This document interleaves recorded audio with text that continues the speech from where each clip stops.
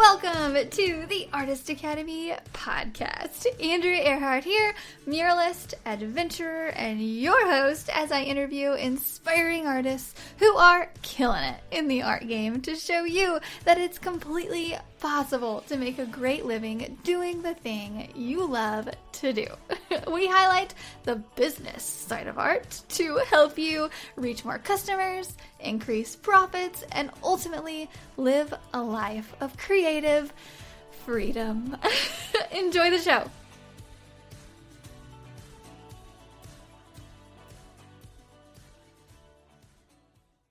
This episode is sponsored by the Mural Master Program inside of the Artist Academy Advanced membership. This program is specifically designed to help you with every step of the mural process, from coming up with an idea to finding a wall to paint it on to pitching your ideas to businesses, and finally, of course, I teach you exactly how to paint large scale. Murals are a lot of fun and a great way to grow your art business. I know, because it has been one of the top ways that I've been able to grow my own art business as quickly as I have. With several years of experience as a muralist, I've dialed down the painting techniques, the proposals, the pitching, the whole bit. And now I've compiled it into one resource for you called the Mural Master Program. This is included inside of the Artist Academy Advanced membership, and I would love to invite you to join us by going to artistacademy.co, that is artistacademy.co, and click the link to see the Mural Master Program and learn more. And that's it, so let's get on with the show. This week's episode features LA-based contemporary landscape artist Elyse Dodge. I thoroughly enjoyed getting to meet Elyse, and this was yet another reminder as to why I started this podcast. Elyse was a joy to talk to, and also a great insight into the branding aspect of art business. I think that we, myself included, get caught up in trying to make our art the most affordable option for our customer. It's all about the deals and the discounts, but what about the quality?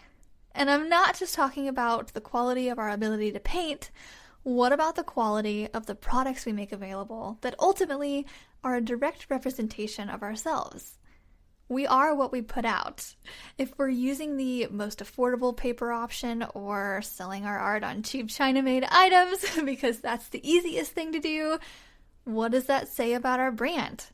As someone who did not grow up with anything luxury, I tend to price my art at what I deemed affordable as a kid, which makes absolutely no sense, but it's hard to, get out of that penny pinching mindset.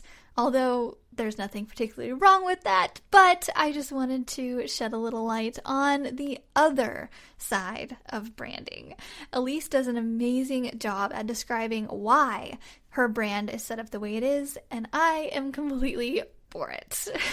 You go, girl. Let me know what you think about this week's episode with Elyse Dodge.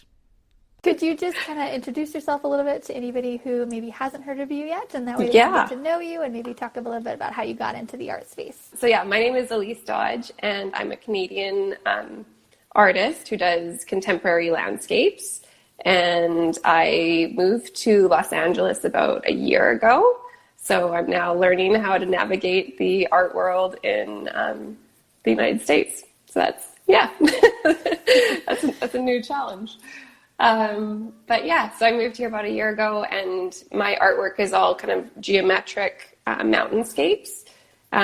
So I come from a background in graphic design, so I've kind of mashed up my graphic design aesthetic and more kind of contemporary clean lines with my passion for painting. So that makes a lot of sense, actually, that you came from graphic design. I was like, man, and actually, I went to your website yesterday, actually, and I was looking at your stuff for reference for this proposal that I was working on, and I was like, how does she get her lines so straight? And I think we might talk about this a little bit later too, but I watched a time lapse that you did, and I was like, because I was like, if I'm going to do something like this, I'm taping it off, and it made me feel so good to see that you were taping it off to get those lines super straight.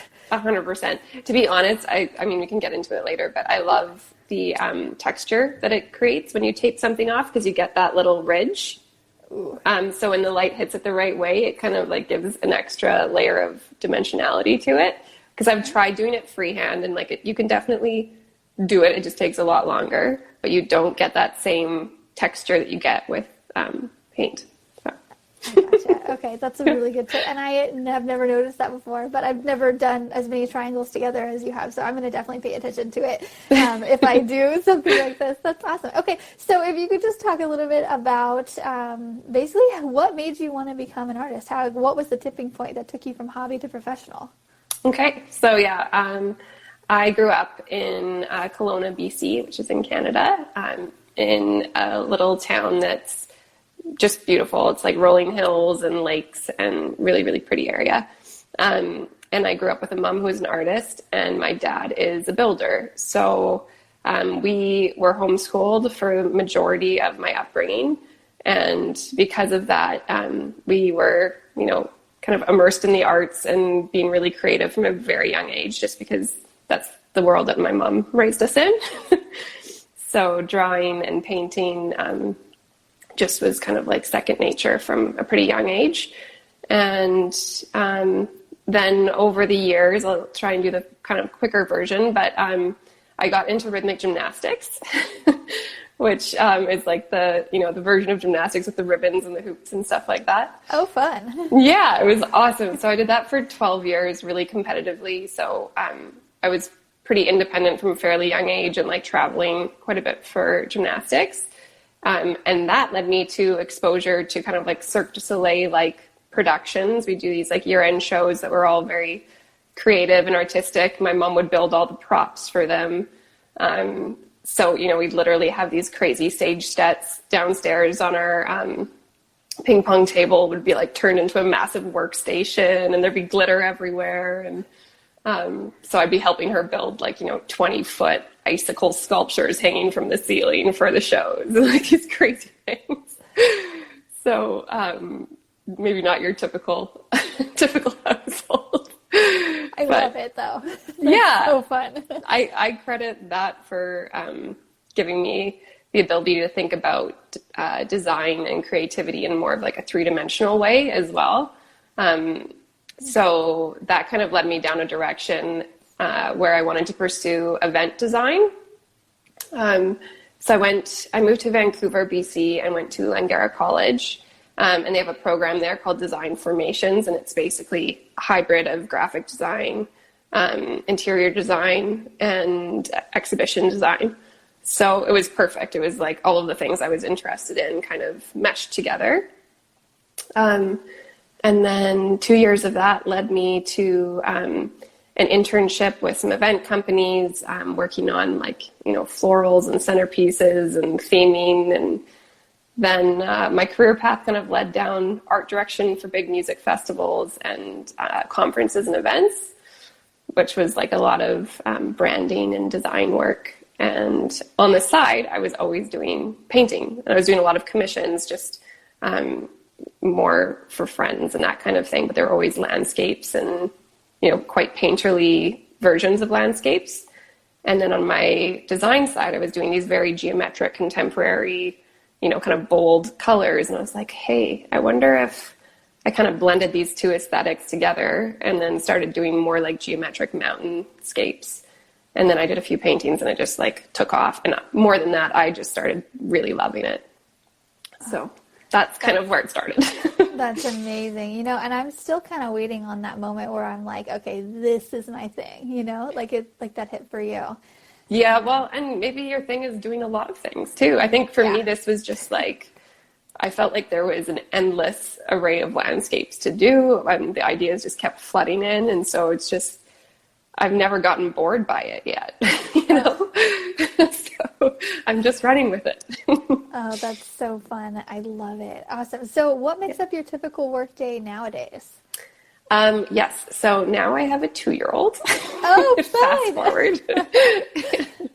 So it was actually a really good way to kind of leap into doing full-time artwork was going on maternity leave. It just gave me the freedom of basically not having to work full-time, during a day job, and then paint in the evenings. At that point, I was going on maternity leave, so I thought, okay, well, originally I thought I'd have a lot more free time than I did. But I said yes to doing my first, it wasn't a solo art show, but it was like 2 people doing an art show together. So I was asked to do that 3 months after I gave birth, and had no paintings, basically 2 months before the show, and a newborn baby. So, but it was such a great opportunity, and it was like an artist that I've always really loved. His name's David Peary, and he does also like really beautiful contemporary landscapes. So that was for the Ian 10 Gallery in Vancouver. And I created some pieces for that. And I just realized how badly I needed art in my life, even as a new mom. I was like, I'd rather not sleep, and I'd rather be painting and doing something that is for me, because, the majority of my life at that point was just giving to this beautiful newborn baby. But I was like, where does he end and I begin? And then I realized that it was art 100%. So that was really good point for me to just basically realize, like, hey, I'm going to hustle super hard for the next year during maternity leave, because I'm in Canada where maternity leave is a year. Wow. Oh my gosh, I didn't know that. Yeah. Wow. You can actually do 18 months, but you get paid the same amount as a 12-month period, if from the government, which isn't very much, but it does help. And you're not really supposed to be working during that time. So, but it gave me the freedom to basically have enough time to think about all the different pieces I wanted to do, and just ran with it. And then basically the momentum hasn't really slowed down. I've just had a lot of commission work over the last 2 years. And so now it's just a full-time thing, and I don't think that's going to be changing anytime soon. That's amazing. I'm still stuck on that whole 1 year maternity leave thing. That sounds amazing. It's pretty, it sounds pretty glamorous, but in reality, you're like barely sleeping at night and nursing all day. Yeah. So let's talk about that real quick, just because I, just got married, thinking about having kids. And so what's on my mind all the time right now is just, how I'm gonna do this with a baby. And I'm so naive, and I know it. And I'm like, it's not going to be that hard. So let's just talk about it. Yeah. Okay. Well, first of all, congratulations on just getting married. Congrats on your baby. Yeah. Oh, thank you. I hope it happened pre-COVID. Yeah, it did. Right before everything happened. Well done. So you were able to actually have people get together.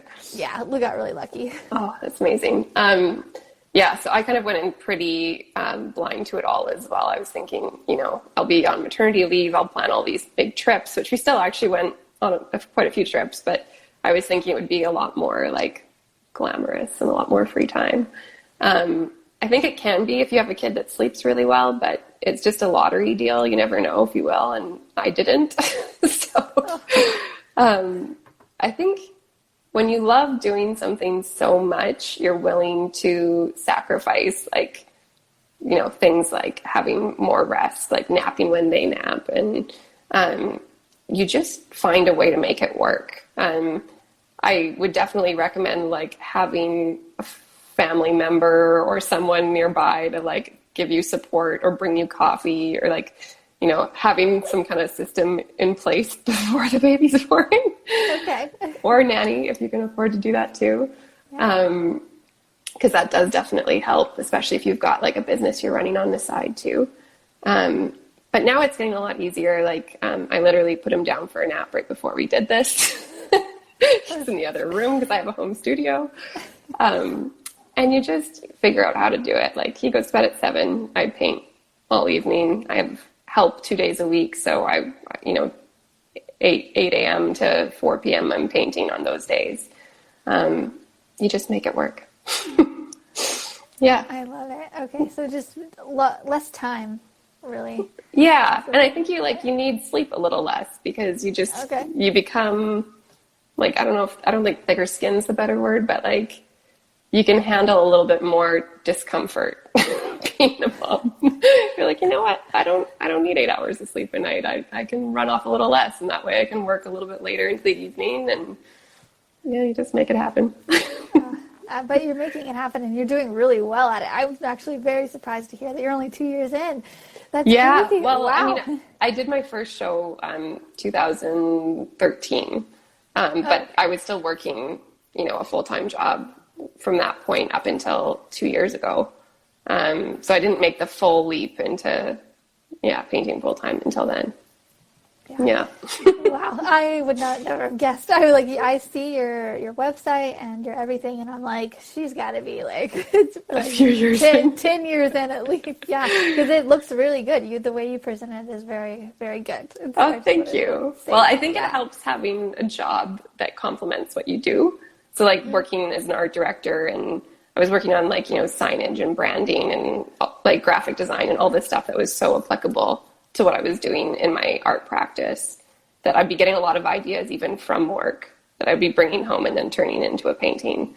So there was it was complementary. It wasn't like I was working, a 9-to-5 job that I really hated that didn't have any creativity to it. So I think they complemented each other, which is one of the tips I'd probably give to people who are looking for starting out as a full-time artist, but kind of a little bit too nervous to make that leap. Find a job that's complementary to what you want to ultimately do, even if it's job shadowing for someone who's already a professional artist or something like that. Oh, yeah, that's good too. Mm-hmm. Okay. Yeah. I like that. Yeah, just some kind of creative outlet, because just so your creativity isn't just spent on the weekends, Oh, totally. Exactly. And even if it's job shadowing with someone who's just running a successful business, and you learn about how to market yourself, how to do business operations, Business 101, stuff that's still super applicable if you want to run your own business one day as an artist. You can learn from all that stuff so much. Yeah, exactly. Yeah, just take somebody that's been there, done that, and just learn from them, because we will show you. I'll show you my ways. Yeah, exactly. Yeah. So how did you learn the business side of it? Did it help, since you already said you were working kind of in an artistic area? Is that how you picked up the business stuff? Yeah, I think so. I think it was, again, because I was in branding and kind of graphic design and signage and stuff like that. I learned a lot about working at large scale. So not just even having multiple clients at the same time, but even thinking about designing on a large scale and on three-dimensional environments. So it's not just on a canvas, but thinking about large-scale murals or vinyl installations. I was doing that for my job, and so then I had all these great connections to printers and suppliers and that kind of thing. And then I started thinking, I could do this stuff actually with my art as well. So it was really again, kind of complementary. Yeah, that's perfect. Yeah. That's so cool. So how do you market yourself, though, since we're on the art business topic? Where are you getting most of your jobs? Instagram, 100%. Yes, yeah. And I just want to point out, too, for anybody who's listening who hasn't checked you out on Instagram yet, I was so shocked to see you almost have 4,000 followers on Instagram, which is a lot, but it's not that many. 100,000, Yeah. It's so many artists that I coach and just that I talk to, they're just I need to have 10K before I'm successful or whatnot. And I think you are a perfect example. I love that you said Instagram, because I was I wonder where she's getting her jobs. Well, I think it's quality, not quantity sometimes. Yeah. And I was actually listening to a really good podcast the other day that was talking about, we have this natural thing in us, if you're on social media, that you just really want to boost your followers, become an influencer, be Instagram famous, all of these things. But the problem is, as you build that machine up, then you've got a wider audience to appeal to.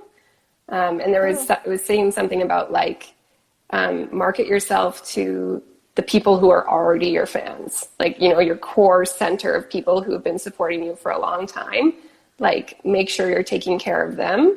And if you're taking care of them, the audience will organically grow, but don't just shoot for the numbers. Make sure that it's the quality of the people, and making sure that you're making who you've already got happy. Yeah. That's solid advice. Yeah. Right? Well, because I think there's that I definitely have it where you just have this like craving to grow and like an impatience kind of like, I want to get there right away. I want like instant gratification. I want, to have a store that's already super successful. And like, I want to be, having all these followers on every platform. And you can start giving like way more of your time just to building that than you are to actually like doing your practice, like painting or whatever it may be. So I liked that because it kind of helped reframe my thinking around not just trying to get big numbers, but to think about like how I'm taking care of the people who are already following. That's great advice. I love this subject. So so if somebody's like, okay, yeah, I need to get back to my roots and, paint more instead of worrying about that number and really take care of people who are following me already. What's one way that you do that? Like, what's like an action that you take or a mindset that you have? Yeah. Well, that's a good question. I think asking them questions. So like I'll do often like polls before, like on Instagram before I decide to go down a certain direction for like doing product collaborations and that kind of thing. So I was thinking about doing like, clothing and different kinds of products and just basically asking my audience, like, do you think something like this would be something you'd like, or is it not something that you think would be beneficial to like my brand? And it was actually really interesting and very insightful to kind of get people's feedback. And I found that people were a lot more engaged in those kinds of topics, and they felt like heard and like their opinion mattered, which I think it does, because ultimately they're the people I'm selling to. So it was helpful because I was looking at it through the lens of like my audience who's going to buy my work one day, rather than just thinking like, what do I want to do for my brand? So I think that's helpful. Like we've never been able to access our buyers as much as we can now with social media. And I think it's useful to have that direct connection. Yeah, just talk to them. I guess that's just the simplest one. Yeah, totally. Yeah. So, I mean, that's part of it. And then now I'm trying to build in a wider array of like products. So some are priced a little bit more like accessibly, because right now I would say I probably have like a bit of a more premium price point. But that's because most of my work is like commissions and, one-offs. But I'm trying to add in prints, and I've just added in some journals, and like I'm trying to bring the price point down for people who might just be, really love my work, but can't afford, a $4,000 commission or something like that. Yeah. So, awesome. Yeah. Yeah. Your yoga mat, I was like, I am getting that. Is it available? It is. Yeah. Okay. It just came available this week, and I just added a link to my website, which I'm going to play around with, but you can still buy it. It just takes you to the yoga mat company instead of going through my shop. So I'm going to play around with that. So if people want to buy like a yoga mat and a journal or something like that, they can buy group products on my site. So I'm learning all of that as I go. A journal? Wait, you have a journal too? Yeah, actually, it's helping balance some of the stuff behind this. Okay. So I just started some little journals that are like really, they're just like blank kind of sketchbooks. I can do lined too, but they're super soft. They're like that kind of like satin finish. Yes. Because I love writing. So I was like, you know what? That would be it. And especially I was thinking like, if you're doing like meditations or yoga, it's kind of a nice thing to like package together too. And the mats are so soft. Like I just did a yoga practice this morning, and I was like almost falling asleep on it. It's like velvet. It's microfiber, so it's like so soft. It's amazing. Oh my gosh, I'm so excited. I love that you're putting a lot of thought into everything. And that's really what I'm getting from talking to you. It's like nothing is just like, doing it on a whim, or I mean, you might try things on a whim, but it's all very thought out. Considered. Yes, you're considerate of your followers and your people, and just like, and all the products go together, because I feel like a lot of artists, they see like, your art made on t-shirts and your art made on mugs and the standard things. And I love how you don't have the standard things. Yeah. You're like, what else? It's like, let's think outside the box.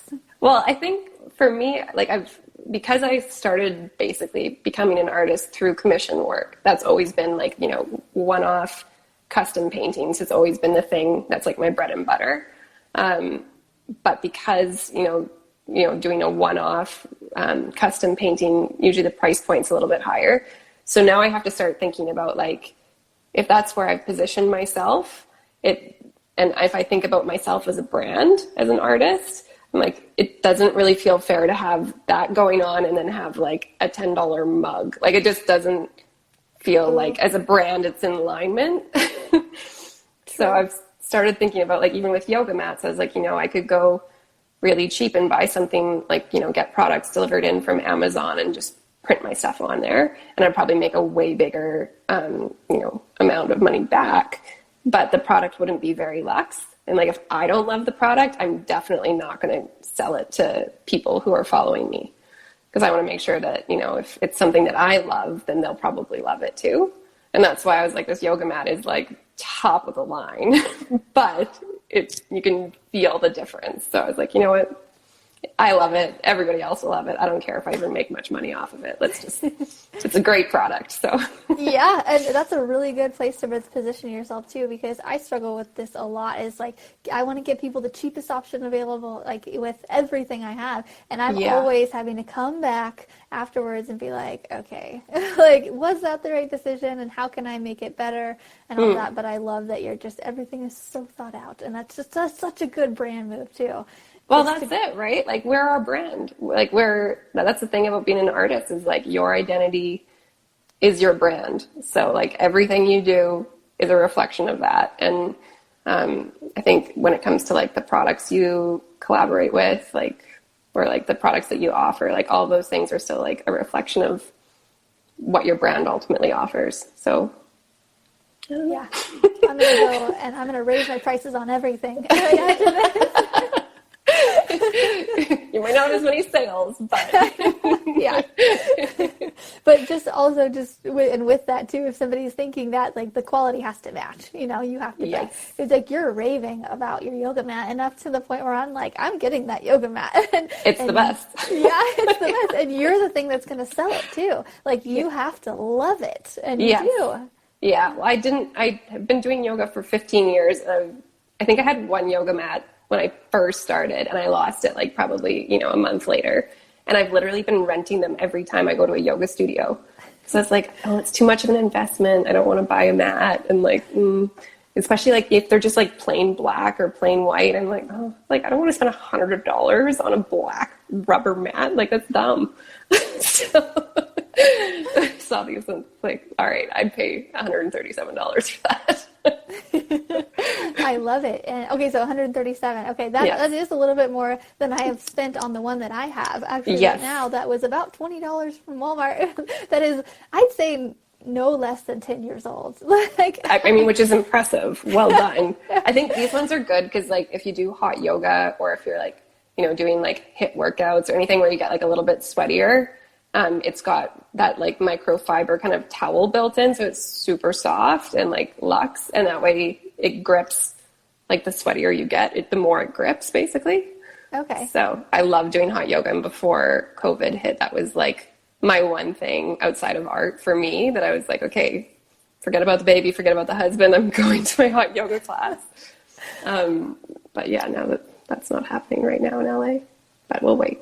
Until then, I'm doing it in my living room. So yeah, I also love hot yoga, and I actually just did. So I have some questions for you about that too. But I actually just did a painting for a hot yoga studio, and I was like, I'll just trade you class credit because I need to come and I want to come, and this will make me come. And buying your yoga mat will also make me come to hot yoga. Yes. That's awesome. And whereabouts are you based again? Springfield, Missouri. Springfield, Missouri. Okay. Small town stuff. Like, we are just starting to open up and stuff, but it wasn't a super crazy crackdown here. Yeah. Right. It was, but it wasn't. Not as compared to where you are. I love this. Yeah, we're definitely bonding over yoga. But I always compare painting to working out in that sense. It's like, I mean, after you're done with the painting or after you're done working out, you're always like, that was amazing, but it's so hard to get yourself to do it. Yeah. I find that if people can make themselves go to yoga class or make themselves go to the gym, likely, too, that habit kind of transfers over into your painting as well. Mm-hmm. That's actually a really good example. And also, like, the warm-up before a big workout. I think that's, like, a good analogy to painting as well, because sometimes I'll be like, okay, I've got, like, 2 hours of nap time, or I've got, like, 2 hours before I'm super exhausted and I have to go to sleep.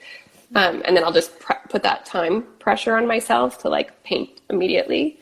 And if it's something that's like, super straightforward, where it's just like taping off a section, painting a polygon or a triangle, and then like it's a little bit more cut and paste, then it's a little bit easier. But I think if you're starting a painting or like doing really intricate stuff, give yourself like 10 minutes to just kind of like slowly get into the groove. If it's like cleaning your studio or like getting your brushes lined up, putting on a good playlist, just like slowly get into it, because creativity isn't something you can just like turn the switch on and then turn it off.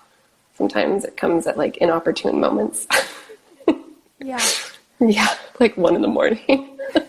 Yeah, exactly. And like when you should be painting, you're like, I don't really want to. And when you can't paint, you're like, that's all I want to do. Yeah, totally. I know. I'm like a bit of a night owl. And so usually I get like really into my creative flow at like maybe 10 o'clock at night. And then I'm not very good at like being responsible and being like, oh, your kid might wake up at 5:30 in the morning. You should probably go to bed. I'll just get into it and be like, it's 12:30 in the morning. I should probably finish. And then I'll just keep going. Like, yeah. So it's not always the most opportune time. But when you have a slot available and you're working in the studio and you do not want to paint and you just can't seem to get into the headspace, like work on your business, like social media, updating your website, whatever it might be. So while we're on the process of painting and stuff, is there any tips or techniques that you've learned? And just talk about your painting process a little bit. Sure. Yeah. So because I come from a graphic design background, I usually start on the computer. I use that as like my template before I start painting. So like I was saying before, typically most of my work is from commissions. So people will reach out and say, there's this landscape, for example, Moraine Lake, absolutely love it. I would love to turn it into a painting. Sometimes they'll have a photograph, sometimes they won't. And I usually just like research different compositions online, either like, photographs or whatever, until we find a layout we like. And then I'll take it into Illustrator and I basically like build in my layers. So I have like all of the geometric shapes one by one. I just like connect all of them. And then we pick a color palette. So it's, in the right color palette that they like. And then once that mock-up is approved, then I project that onto my canvases and I start drawing out the shape. And then I paint the background. So usually it's like a gradient sky where there's like a fade. And if there's like ocean, I'll paint that part. And then I start the very long time consuming process of taping every shape off and painting it. And then I usually leave all of the highlights and kind of like organic painterly strokes. So like the trees and the ocean, and flowers, whatever, like kind of might be layered in front of those mountains. I do that at the very end. So it's very much like if you're in Photoshop or something like that, it's like the layers, like starting from the back of the painting and then like working forward. Yeah, awesome. Yeah. And so when I was working on my mock-up yesterday, I was actually about to, so I did this whole like landscape mock-up and I was like, I really, really want to do the triangles in there. And I started to do them. And about 15 minutes later, I was like, nope, I'm just going to send them because it takes so long.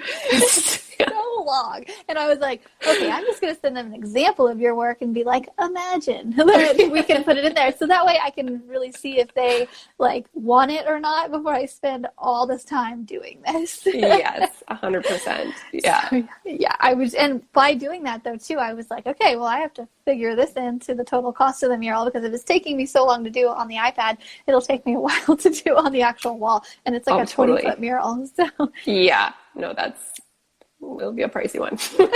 Yeah. I'll just be tagging you in my stories like, Elyse. Yeah. I mean, if you're doing aerosol, it might be a lot faster, but if you're hand painting. Oh, I didn't think about that. Yeah. If you're comfortable with aerosol, you could do that a lot faster for shaping it off. So I've done a few murals and I have an artist that I work with who's amazing. His name's James Knight. And he's helped me with a few murals in Vancouver. And he's actually helping me paint one right now because I can't be in Canada because of this pretty in quarantine. So he's like amazing at doing like sharp angled aerosol spray. So he showed me a few techniques of like basically you can tape off two sides and then get a hard edge. So like, construction paper or something like that, and then just like spray it in. But the biggest part you have to think about is like time to dry between which sections you tape off. So I have to do that with my paintings too, where, you can't really like section off all of the pink ones at the same time if there's like a corner that overlaps with the other shape you're doing. It gets a little complicated. You're like, good luck. Yeah, pretty much. You might want help on that one. Yeah, I was just thinking too, I know, well, my first thought was like to make a stencil, like you mentioned. Yeah. But all of the shapes that you do, mostly, they're not like stencil shapes. I mean, some are similar, but they're kind of their own shape. Yeah. No. I paint all of mine with acrylic painting when I'm doing my canvases, obviously. Well, not obviously, but that's what I do. Mostly because I have a home studio and aerosol is not really an option in this house. Maybe one day I'll play with that more. But if I was doing a mural, especially like a 20-foot one, I would definitely recommend, depending on the size of the shapes, like if they're really big, obviously you could paint those out. But like as they get more intricate, go with aerosol. Okay, yeah. that's a good tip. If you go down that direction, because it's definitely time consuming. Yeah. Yeah. Like so, fast. Is there a certain type of paint type of tape that you use, or Yes. is there anything you don't like to paint without kind of in that area? So I learned the hard way by using a lot of different tapes, because usually, like if you go to like an art studio, or not an art studio, like an art store, they'll have painter's tape and like those really expensive white rolls that are like quite thin. I think they're like $12 a roll or something. And I found that they bleed quite a bit because I work basically only on stretched canvas. And so it's got that natural texture to it. Mm-hmm. So I have noticed it bleeds, but this is frog tape. And it comes in a little green container, and you can get it at most hardware stores. So they don't actually sell it at art stores, which I think is absurd. They really should. Painter's tape is good too, but this I love. And what I actually do, which you probably can see in my videos on my Instagram stories and stuff, is I'll get the thicker ones and then I like rip it in half, like, well, not like that, but like the long way down. Yeah. And then it doubles your roll, so it like lasts a lot longer. Because you only need the one, sharp edge. Yeah. Okay, perfect. So that's my go-to. And then for acrylics, I use golden paints. So I was going to show you, but I don't need to. But yeah, golden paints are really good. They're just like nice and opaque and thicker. Very bright. Okay. Yes. Yeah. I love the tape suggestion as well too, because I've always used just the blue painter's tape, and somebody literally just last week was like, is that the tape you're supposed to use? And I was like, I don't know, this is just what I use. I mean, I think it depends, because I've heard from other artists that they prefer the blue painter's tape. For me, like the frog tape just it adheres better, especially if you're working on canvas. So yeah, I don't know. I mean, I've had issues before where I've worked on some really large scale paintings where I've used actually like, I can't remember what brand it was, but like home paints that you'd like paint a wall with as the base gradient. And then I use the acrylic paints on top for all of the little polygonal shapes, and the tape wouldn't stick. And this was like a 15-foot wide canvas, basically. And so I did all of it by hand because the tape wouldn't stick, because it was like, I think the home tape the home paint that I used was too flat. It had like nothing to tack down to. So the tape wouldn't stay on it, and it was really warm. It was like working in the summer in like a warm studio, and it was the worst. So I had to like hand paint every single triangle, probably like 500, maybe more. Long time. Took a long time. Lesson learned. Yeah, definitely don't combine. Well, if you do combine it, test it out first, because it's hard to commit to something at that scale, because it took so much longer than I thought it would. Yeah. So Yeah. on this subject, I guess that would be a good one for the what lesson have you learned the hard way in art? Yeah, so that's definitely one of them. That's probably the biggest one. And then honestly, I think like I took way too long to automate processes. So like I've got a limited amount of time that I can put in to my art practice, being a full-time mom, and not having a ton of hours in the day where I can do my art business, running around, sending things to FedEx, picking up stuff from the printers, like all of those things that nobody really thinks about when you're an artist. They're like, oh, somebody else will do that. Not until you're making a lot of money. Yeah.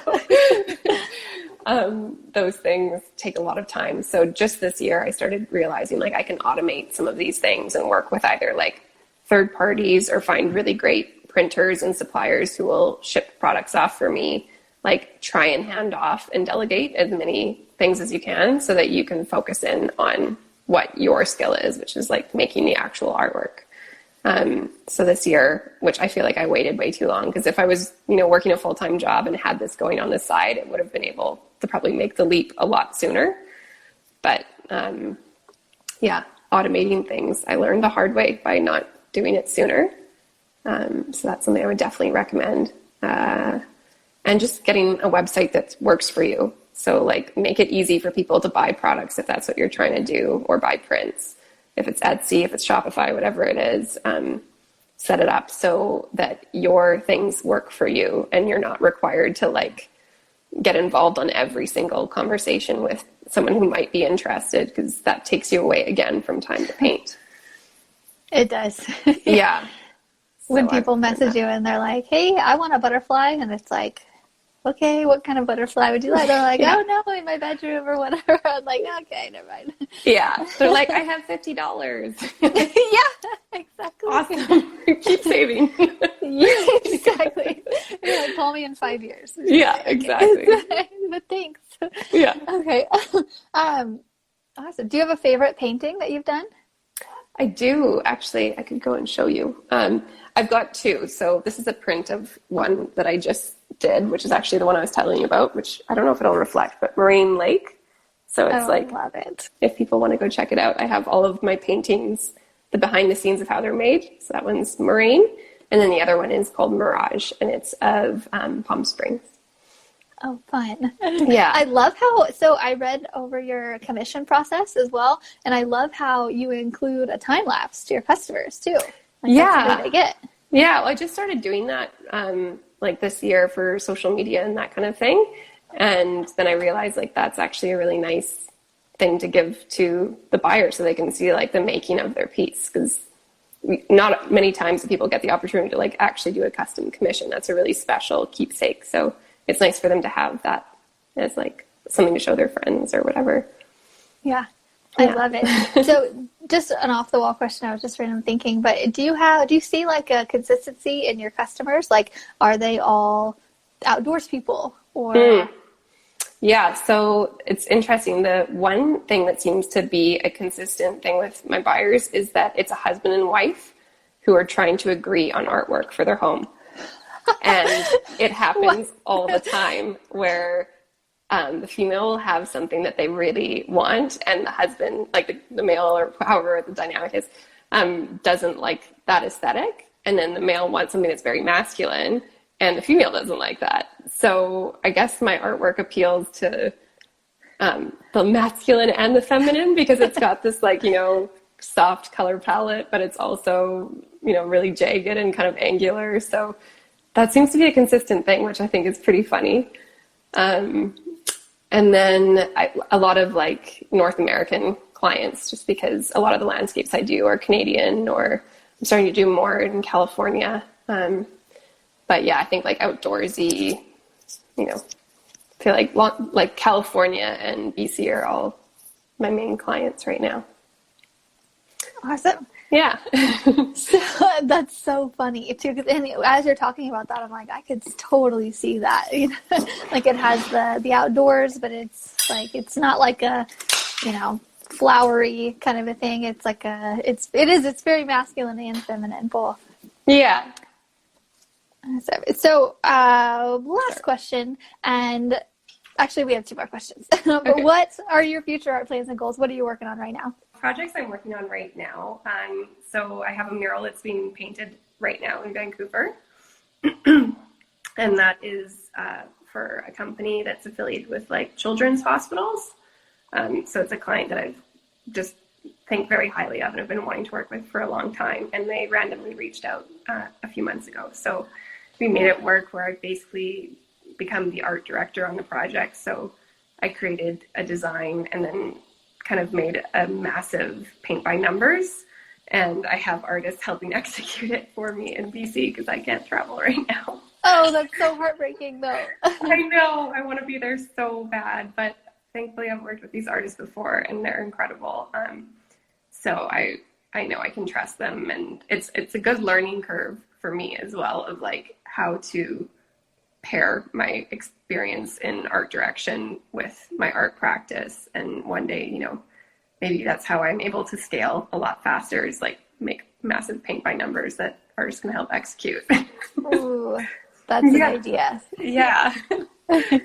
So I'm working on that. And then I have another big design that I'm doing. So I do illustrations as well. So I'm doing a digital illustration that's going to be turned into a 40-foot vinyl mural. So that one's going to be massive. So it gets really intricate because it's like so zoomed in. So I've been working on that one. And then I've got a few new products. So yeah, the yoga mat, the journals, and then I've got a company I'm working with on skis. I'm so excited. So What? I know. So, That's way outside the box. I love it.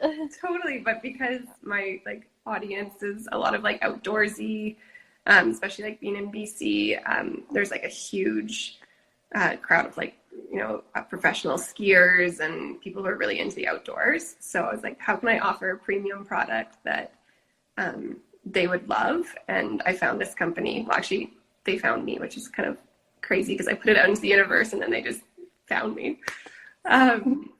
But it's called J Skis, and there you do these beautiful high-end powder skis. So they'll be launching in, I think, August or September, which is super exciting. And yeah, and then this is my studio, so I can show you. I'm working on a commission painting right now too. Oh, wow. So that one's of Nelson in BC. So I've got those going, and I can't remember what other projects, but those are the main ones. Yeah, you've got so much going on. I love it. Yeah. And I just love all the products you're coming out with because it's just so much fun. Thank you. I'm hoping, I really want to find someone that does like really nice quality surfboards. That's my next thing. Oh, yes.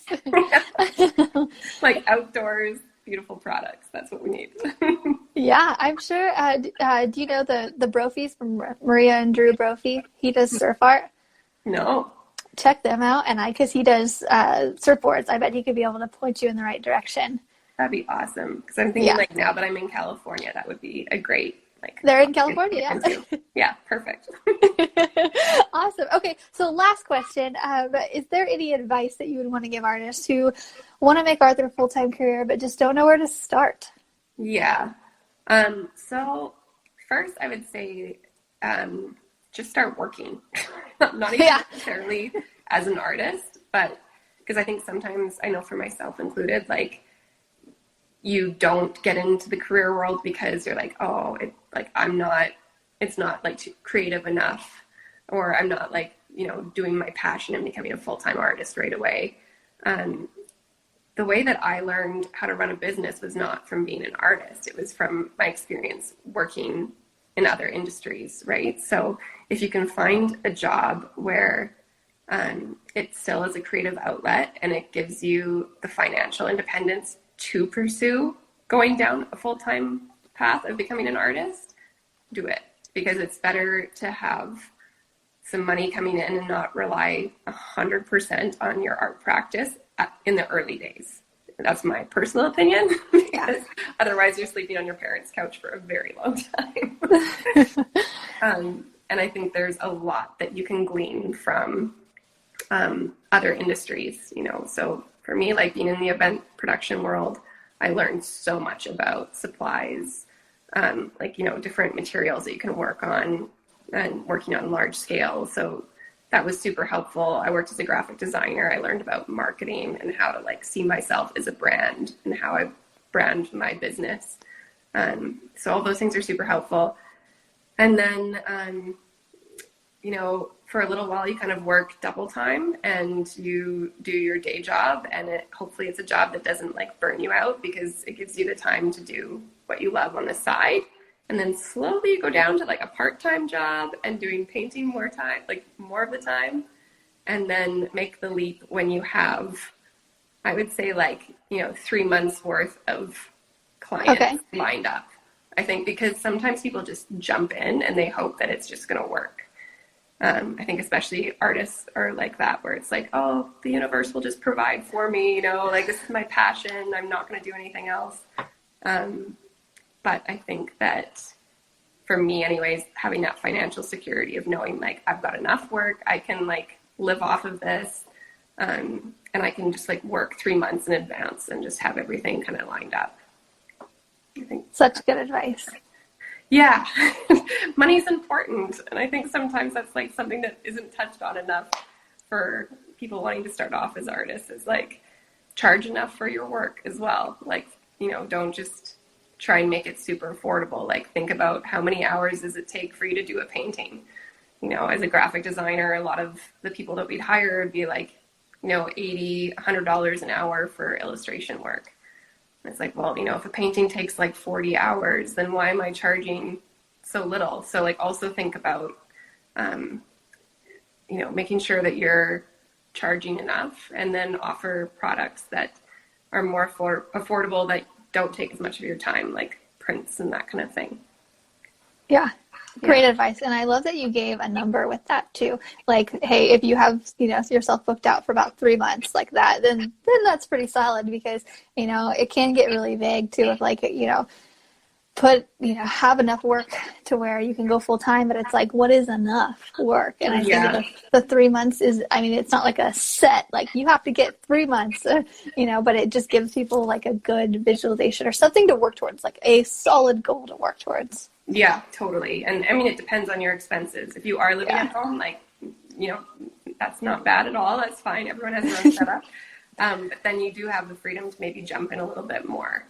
But if you've got rent and real expenses you have to pay for, then don't make the leap until you feel financially safe to do so. And I think there is like a balance there, because there is something really motivating about having the hunger to find the next project and to work for that. So I think that's why the 3 month mark for me is good, because I'm like, okay, if it gets close and I'm like, I don't have that much like coming in for the next 2 months, then you got to hustle. But you're never, looking back and going, oh gosh, like I didn't have enough work coming this month. I can't make ends meet. Yeah. Plan ahead. Get organized. Yeah, and just wade into the water. Don't dive in. Yeah, I think so. If you want to go like long term. And also social media is an amazing platform, and kids these days are learning a lot faster on how to make it work for them. So, maybe that's the other part of it, is like think about yourself as a brand and make sure there's brand consistency across all of the platforms. Every picture you put up on the internet is a reflection of your brand. So think about that too. Yeah, that's a really good example. That's for the younger ones. Yeah. I'm so glad we didn't have Facebook when I was in high school. Yeah, I know. Me too. Or even like, I think Instagram and that kind of thing. Really were able to go unscathed and grow up into adults without having everything photographed. Exactly.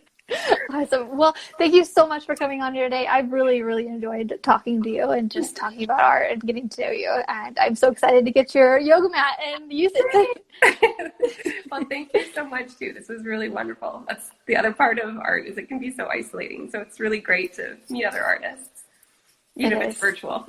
Yeah, this still counts. Yeah, for sure. Awesome. Well, I hope you have a great rest of your day. Thank you again so much, and we'll be in contact. I'll talk to you later. Okay, bye. Bye. This episode is sponsored by the Mural Master Program inside of the Artist Academy Advanced membership. This program is specifically designed to help you with every step of the mural process. From coming up with an idea, to finding a wall to paint it on, to pitching your ideas to businesses, and finally, of course, I teach you exactly how to paint large scale. Murals are a lot of fun and a great way to grow your art business. I know, because it has been one of the top ways that I've been able to grow my own art business as quickly as I have. With several years of experience as a muralist, I've dialed down the painting techniques, the proposals, the pitching, the whole bit. And now I've compiled it into one resource for you called the Mural Master Program. This is included inside of the Artist Academy Advanced membership, and I would love to invite you to join us by going to artistacademy.co, that is artistacademy.co, and click the link to see the Mural Master Program and learn more. If you've enjoyed this episode, don't forget to subscribe and leave a review. If you review our podcast and send a screenshot of that review to me on Instagram, I am Art by Andrea Earhart. I will gladly share your art on my Instagram story with a reach of over 60,000 as a thank you for helping us grow this Artist Academy community. And speaking of community, if you would like to be a part of our absolutely free and very encouraging community on social media, just head over to facebook.com/groups/Artist Academy, and I will see you next week.